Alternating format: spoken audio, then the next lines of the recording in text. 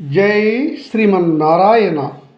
ఈరోజు మనం ధర్మపదం గ్రంథములోని చాప్టర్ 5 విభాగము 86 శ్రీకృష్ణ పరమాత్ముని గొప్పదనాన్ని చెప్పిన దేవఋషి నారదుడు. జనమేజయ మహారాజు అడుగుతున్నాడు వైశంపాయన మహర్షిని. పండిత మహర్షి భీష్మాచార్యులు వారు శ్రీకృష్ణ పరమాత్మ గురించి ఏమి చెప్పారు? ఆ విషయాన్ని నేను తెలుసుకోవాలనుకుంటున్నాను, చెప్పరా అడిగాడు. రాజన్, విను, చెబుతారు. శ్రీకృష్ణ పరమాత్మ గొప్పతనాన్ని వ్యాసుల వారే చెబుతున్నారు. అందరూ ఉండగా భీష్మాచార్యులు వారు, పాండవులు, సాత్యకి, శ్రీకృష్ణ పరమాత్మ, నారదుల వారు అంతా ఉండగా చెబుతున్నారు వ్యాసుల వారు.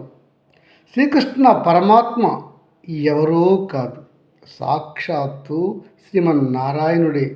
ఆది అంతము మధ్యము లేని ఈ సృష్టికి ఆద్యుడు, జగన్నాయకుడు, పరమేశ్వరుడు శ్రీమన్నారాయణుడే. అతడే ఈ సృష్టి చేశాడు, చేయించాడు. అతని నాభి నుండి ఒక కమలము జన్మించింది. ఆ కమలము నుండి ఉద్భవించాడు బ్రహ్మదేవుడు. శ్రీమన్నారాయణుడి నాభి నుంచి వచ్చినటువంటి ఆ పద్మములో జన్మించిన బ్రహ్మదేవుడికి 7 మానసపుత్రులు జన్మించారు. వారు ఇతర సృష్టికి అంతటికి వారే కారణమయ్యారు.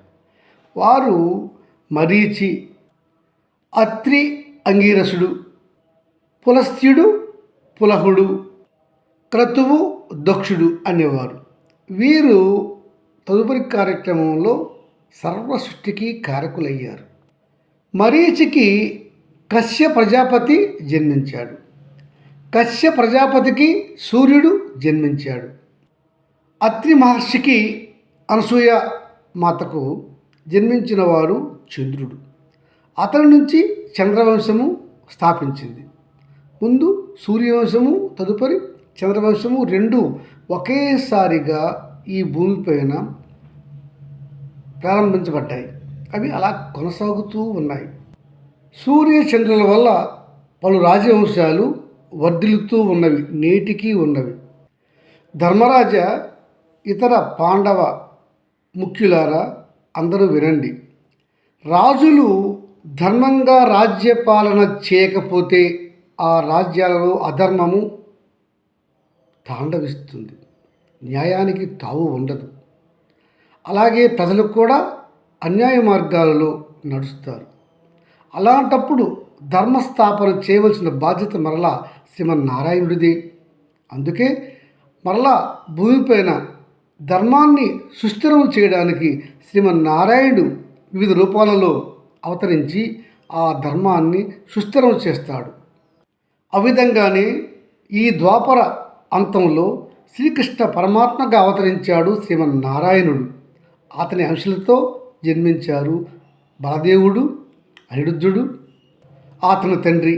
ఇలా అందరూ కూడా ఆయన అంశలతో జన్మించి ఈ భూమిపైన ధర్మాన్ని సుస్థిరం చేస్తూ ఉంటారు. శిష్ట రక్షణ, దుష్ట శిక్షణ చేస్తూ ఉంటాడు శ్రీకృష్ణ పరమాత్మ. ఇతడే నారాయణుడు.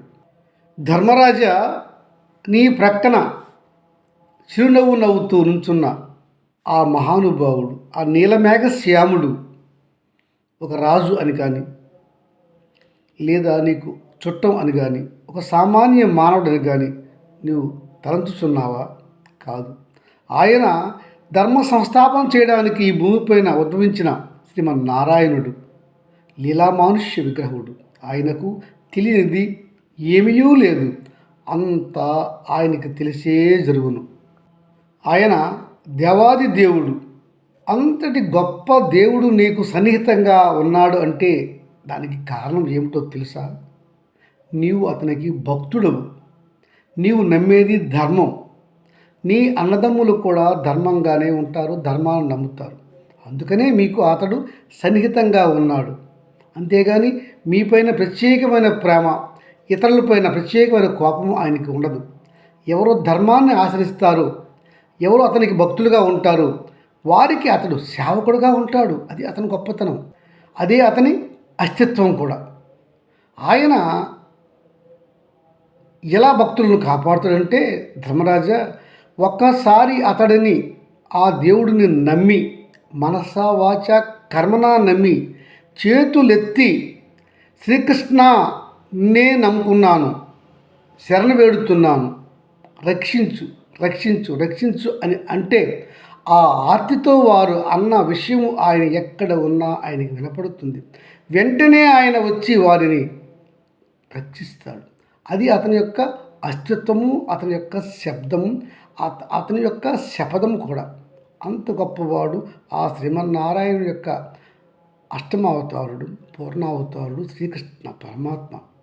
మానవులకు అతడు ధైర్యాన్ని, శక్తిని, ధనాన్ని, ఐశ్వర్యాన్ని, ఆయుస్సును అన్నీ కూడా అతని యొక్క సహస్ర అంశాలలో ఒక అంశతో ఇవ్వగలడు.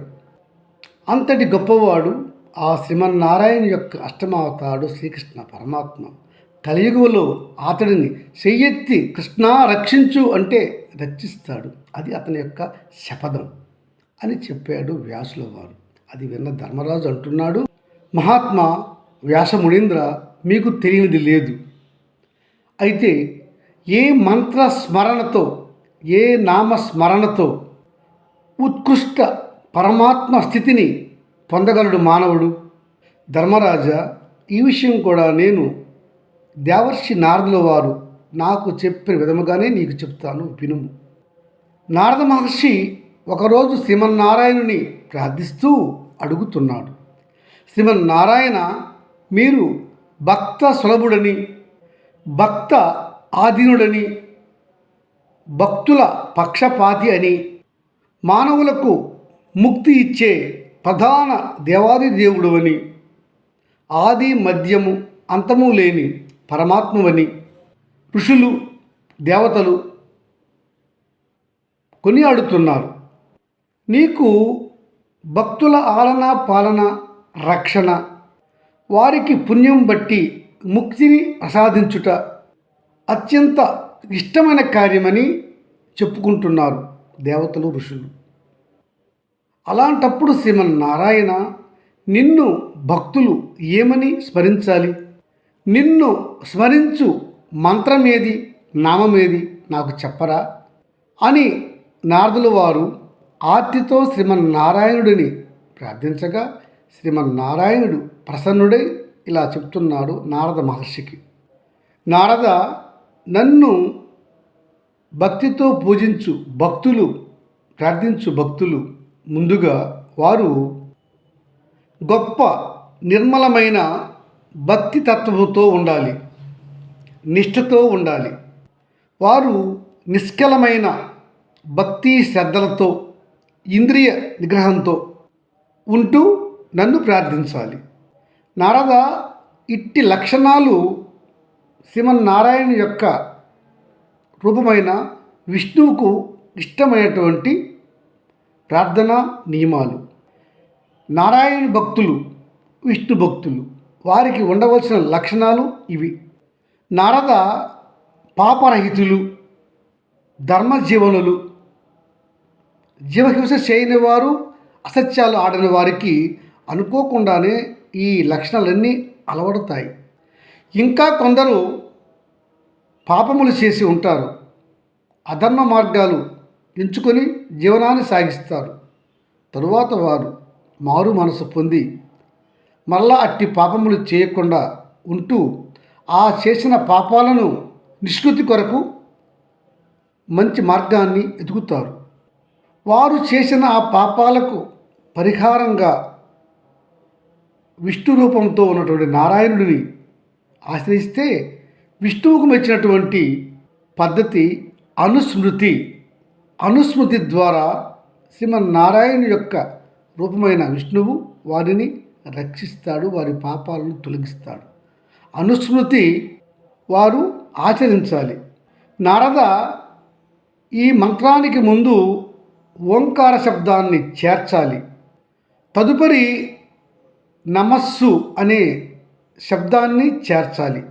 తదుపరి ఈశ్వర భావాలైనటువంటి మహాత్మ్యం, ధైర్యం, యశస్సు మొదలుగా గల గుణాలు కల నామ శబ్దాలను క్రమంగా చేర్చుకుంటూ పోవాలి.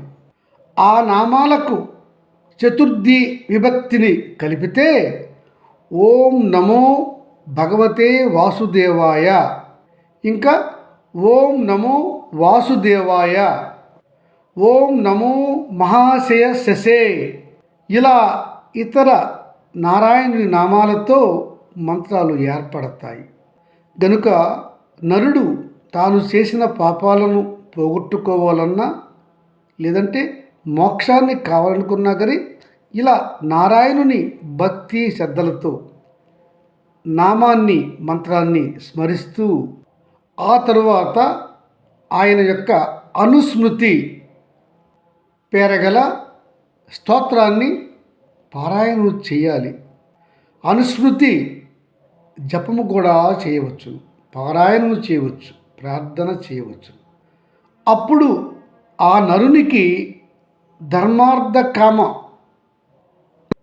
అర్థాలు తెలుసుకొని వాటిని అధిగమించి మోక్షాన్ని సాధిస్తాడు. అట్టి సామర్థ్యము అతనికి ఆ అనుస్మృతి వల్ల వస్తుంది. అనుస్మృతి అంటే నిరంతర ప్రార్థన, నిరంతర స్తుతి రూపమైనటువంటి ప్రార్థన, నిరంతర స్మరణ, దైవ స్మరణ. ఈ అనుస్మృతిలో దేవుని గొప్పతనము, లీలలు, రక్షణ సామర్థ్యము, గొప్పతనం అన్నీ వస్తూ ఉంటాయి. వాటిని వర్ణిస్తూ ఉంటాం. ఇదే అనుస్మరణ స్తోత్రం. జై శ్రీమన్నారాయణ.